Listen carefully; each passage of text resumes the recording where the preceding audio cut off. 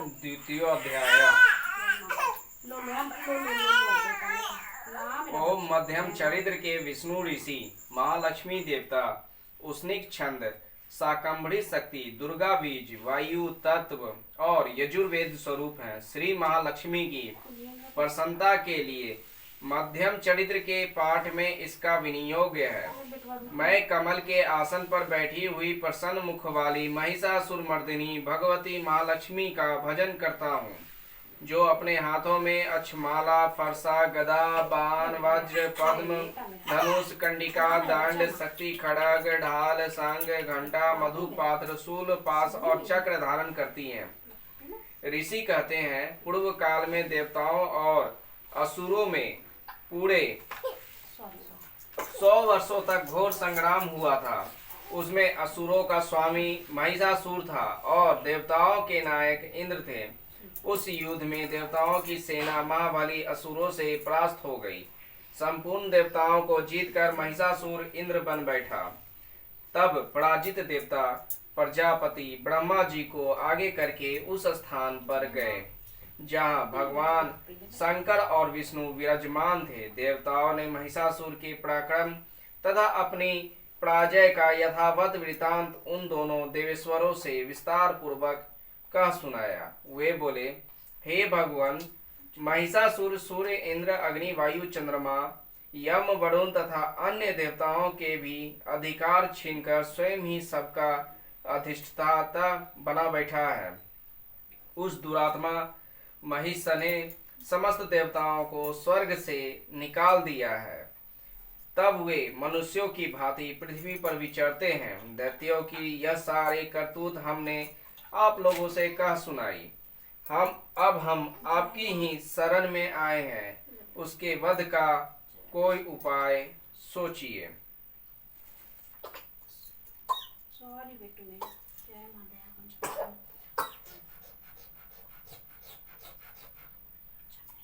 हो गया बेटा, तुम्हारे पास सारे ध्यान नहीं देने हो गया बेटा, मेरी लाल मेरा बच्चा आ जा बेटा। ना बाबू सॉरी, बाबू सॉरी। जय माँ जय माँ। लो दया करो, लेन बउआ लेन, तुम नहीं करते। हाँ बाबू, ना मेरा बच्चा। इस प्रकार देवताओं के वचन सुनकर भगवान विष्णु और शिव ने दैत्यों पर बड़ा क्रोध किया। उनकी भौहें तन गई और मुंह टेढ़ा हो गया। तब अत्यंत कोप में भरे हुए चक्रपाणी श्री विष्णु के मुख से एक महान तेज प्रकट हुआ। इसी प्रकार ब्रह्मा, शंकर तथा इंद्र आदि अन्य देवताओं के शरीर से भी बड़ा भारी तेज निकला। वह सब मिलकर एक हो गया। महान तेज का वह पुंज ज्वाल्यमान पर्वत सा जान पड़ा। देवताओं ने देखा, वहां उसकी ज्वालाएं संपूर्ण दिशाओं में व्याप्त हो रही थी। संपूर्ण देवताओं के शरीर से प्रकट हुए उस तेज की कहीं तुलना नहीं थी। एकत्रित होने पर वह एक नारी के रूप में परिणत हो गया और अपने प्रकाश से तीनों लोकों में व्याप्त जान पड़ा। भगवान शंकर का जो तेज था, उससे उस देवी का मुख प्रकट हुआ। यमराज के तेज से उसके सिर में बाल निकल आए। श्री विष्णु भगवान के तेज से उसकी भुजाएं उत्पन्न हुई। चंद्रमा के तेज से दोनों स्तनों का और इंद्र के तेज से मध्य भाग का प्रादुर्भाव हुआ। वरुण के तेज से जंघा और पिंडली तथा पृथ्वी के तेज से नितंब भाग प्रकट हुआ। ब्रह्मा के तेज से दोनों चरण और सूर्य के तेज से उनकी अंगुलियां हुई। वसुओं के तेज से हाथों की अंगुलियां और कुबेर के तेज से नासिका प्रकट हुई। उस देवी के दांत प्रजापति के तेज से और तीनों नेत्र अग्नि के तेज से प्रकट हुए थे। उसकी भौहें संध्या के और कान वायु के तेज से उत्पन्न हुए थे। इसी प्रकार अन्य देवताओं के तेज से भी उस कल्याणमयी देवी का आविर्भाव हुआ। तदंतर समस्त देवताओं के तेज से पुंज से प्रकट हुई देवी को देखकर महिषासुर के सताए हुए देवता बहुत प्रसन्न हुए। पिनाकधारी भगवान शंकर ने अपने शूल से एक शूल निकालकर उन्हें दिया। फिर भगवान विष्णु भी अपने चक्र से चक्र उत्पन्न करके भगवती को अर्पण किया। वरुण ने भी संग भेंट किया। अग्नि ने उन्हें शक्ति दी और वायु ने धनुष और बाण से भरे हुए दोनों तरकस प्रदान किए। सहस्त्र नेत्रों वाले देवराज इंद्र ने अपने ब्रज से वज्र उत्पन्न करके दिया और ऐरावत हाथी से उतारकर एक घंटा भी प्रदान किया। यमराज ने काल दंड से दंड, वरुण ने पास, प्रजापति ने स्फटिक कांच की माला तथा ब्रह्मा जी ने कमंडलू भेंट किया। सूर्य ने देवी के समस्त रोमकूपों में अपनी किरणों का तेज भरा। काल ने उन्हें चमकती हुई ढाल और तलवार दी। क्षीर समुद्र ने उज्ज्वल हार तथा कभी जीर्ण न होने वाली 2 दिव्य वस्त्र भेंट किए। साथ ही उन्होंने दिव्य चूड़ामणि, 2 कुंडल, कड़े, उज्ज्वल अर्धचंद्र, सब बाहुओं के लिए केयूर, दोनों चरणों के लिए निर्मल नुपुर, गले की सुंदर हंसली और सब अंगुलियों में पहनने के लिए रत्नों की बनी अंगूठियां भी दी। विश्वकर्मा ने उन्हें अत्यंत निर्मल फरसा भेंट किया। साथ ही अनेक प्रकार के अस्त्र और अभेद कवच दिए। इनके सिवा मस्तक और वक्ष स्थल पर धारण करने के लिए कभी न कुम्हलाने वाले कमलों की मालाएं दी। जलधि ने उन्हें सुंदर कमल का फूल भेंट किया। हिमालय ने सवारी के लिए सीन तथा भांति भांति के रत्न समर्पित किए। धनाध्यक्ष कुबेर ने मधु से भरा पान पात्र दिया तथा संपूर्ण नागों के राजा शेष ने, जो इस पृथ्वी को धारण करते हैं, उन्हें बहुमूल्य मणियों से विभूषित नागहार भेंट दिया।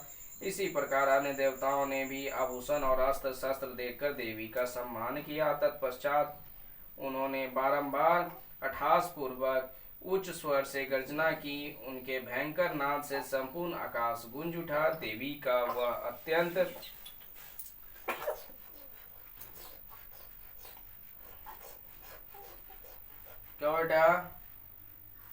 उच्च स्वर से किया वह सिंहनाद कहीं समा न सका। आकाश उसके सामने लघु प्रतीत होने लगा। उससे बड़े जोर की प्रतिध्वनि हुई, जिससे संपूर्ण विश्व में हलचल मच गई और समुद्र कांप उठे।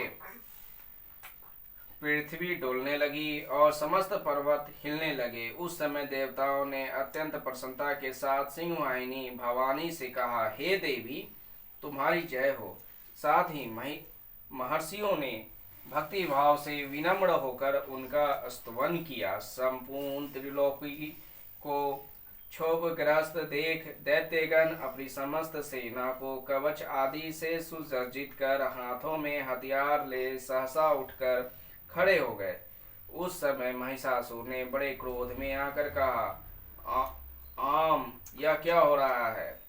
फिर वह संपूर्ण असुरों से घिर कर उस सिंहनाद की ओर लक्ष्य करके दौड़ा और आगे पहुंचकर उसने देवी को देखा, जो अपनी प्रभा से तीनों लोगों को प्रकाशित कर रही थी।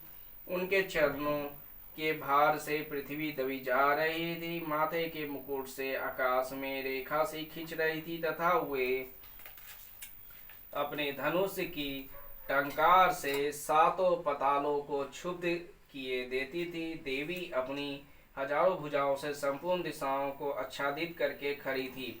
तदंतर उनके साथ दैत्यों का युद्ध छिड़ गया। नाना प्रकार के अस्त्र शस्त्रों के प्रहार से संपूर्ण दिशाएं उद्भासित होने लगी। चिछुर नामक महान असुर महिषासुर का सेनानायक था। वह देवी के साथ युद्ध करने लगा। अन्य दैत्यों की चतुरंगनी सेना साथ लेकर चामर भी लड़ने लगा।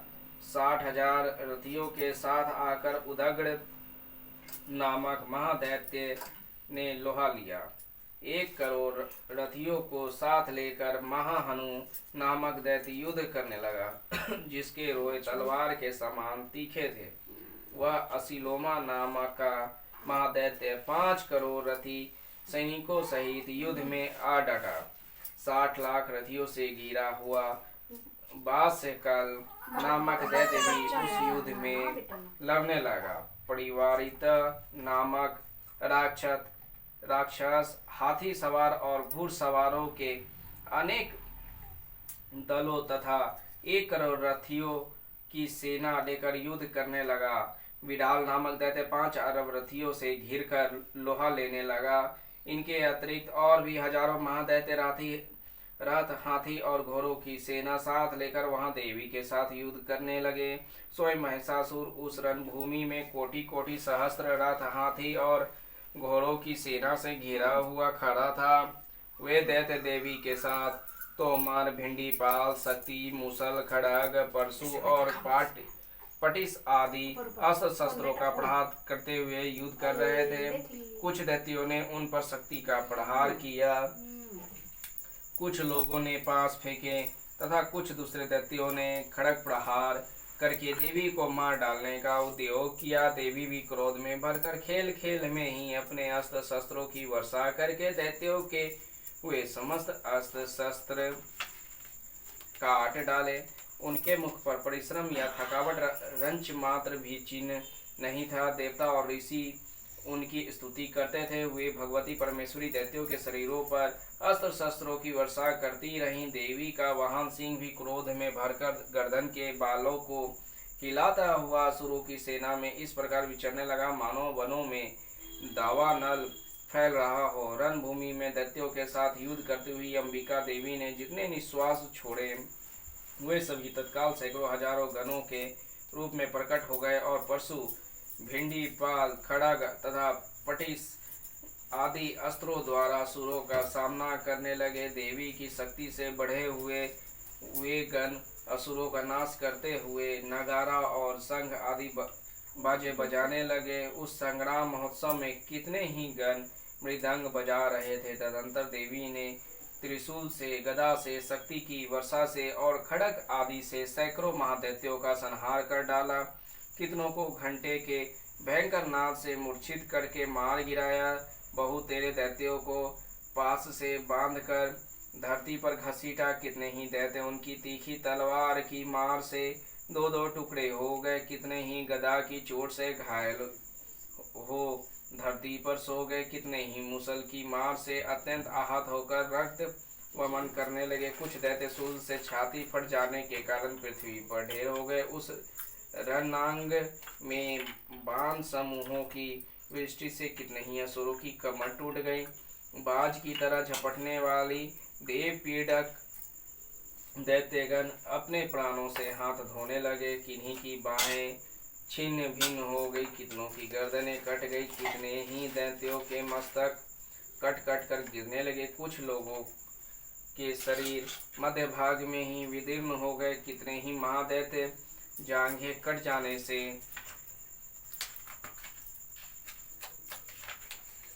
पृथ्वी पर गिर पड़े। कितनों को ही देवी ने एक बाह, एक पैर और एक नेत्र वाले करके दो टुकड़ों में चीर डाला। कितने ही दैत्य मस्तक कट जाने पर भी गिरकर फिर उठ जाते और केवल धर के ही रूप में अच्छे अच्छे हथियार हाथ में ले देवी के साथ युद्ध करने लगते थे।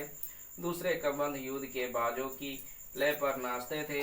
कितने ही बिना सिर के धर हाथों में खड़ग, शक्ति और ऋषि लिए दौड़ते थे तथा दूसरे दूसरे महादैत्य ठहरो ठहरो यह कहते हुए देवी को युद्ध के लिए ललकारते थे। जहाँ वह घोर संग्राम हुआ था वहाँ की धरती देवी के गिराए हुए रथ, हाथी, घोड़े और असुरों की लाशों से ऐसी पट गई थी कि वहाँ चलना फिरना संभव हो गया था।